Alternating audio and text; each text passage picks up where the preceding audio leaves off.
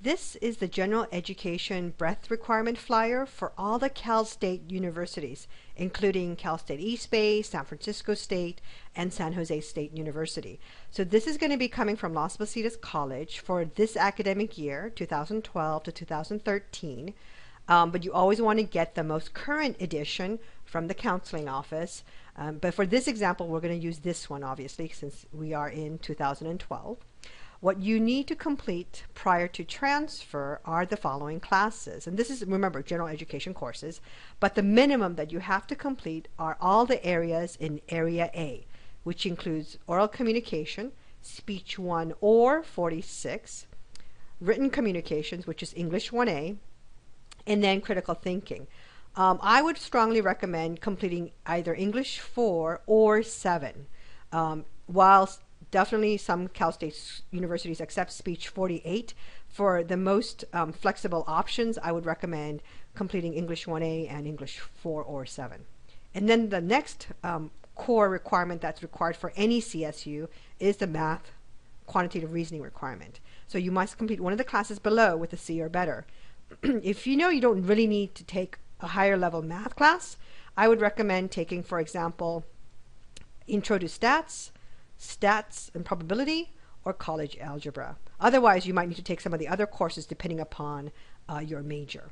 Okay, and then what you're going to take is one course from Physical Science, meaning anything from this list, one course from Life Science, anything from this list, and then one lab course, either from the physical or life science area. So for example, if you decide to do Geology 1, the lecture, with the lab, 1L, the laboratory is underlined, then you can take only a lecture class over in life science, for example, Psych 4 or Ecology 10.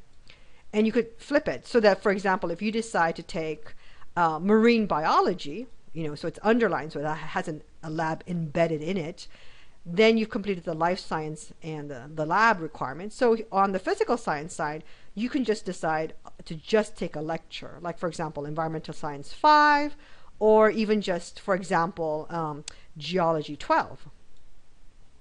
Then when you scroll down in Area C, Arts and Humanities, you're going to be completing 3 courses from below. So that means one course from this list under Arts, then one class coming from the humanities side, and then the third course coming from either the arts or humanities. So you can choose any one of these classes.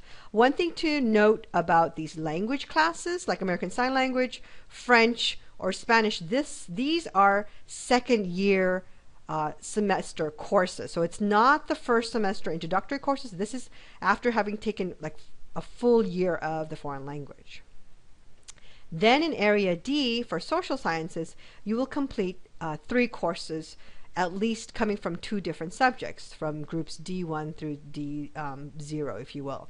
And so your choice could be any one of these classes. My recommendation for the CSUs would be to take History 7 or 8, or a Poli-Sci 7 class. And I'll talk about this a little bit later on.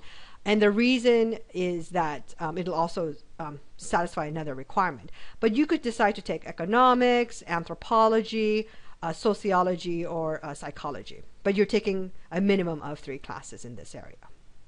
The back of this form, you're going to also complete an Area E, Lifelong Learning and Self-Development. So most students take, for example, Health 1 or Health 3, maybe Nutrition, or they might decide, oh, I'll take a psych counseling course or a psychology class on sexuality. Now, you notice that all of these kinesiology activity classes are listed. These are the PE classes. And you might think, hey, I can take 3 PE classes to satisfy this requirement. In actuality, no.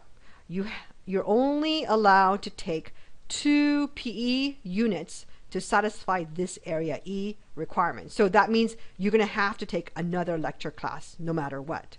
So you could definitely take a PE class if you like, but then you'll have to make up the unit difference with another course. Now, this American Institutions requirement, you're going to complete one of the groups below, meaning you're going to either complete Group 1 or Group 2. Now, this is not an admissions requirement. It's required for graduating from any CSU campus.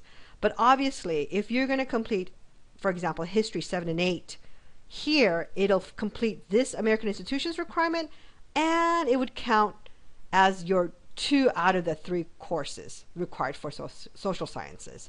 So it's up to you if you want to do 2 history classes or a poli-sci 7 and 1 of the history classes. Because if you don't complete it here, you'll have to complete it at that CSU that you're going to go to. Another thing just to keep in mind is that all of these courses on this CSU GE flyer only add up to about 29 to like 30 some units. And so you still need to complete minimum of 60 transferable units to transfer to a CSU. And so those remaining units will come from your major prep classes and or electives. If you have any advanced placement exams with passing scores, please see a counselor, or actually there's an AP chart in the LPC catalog.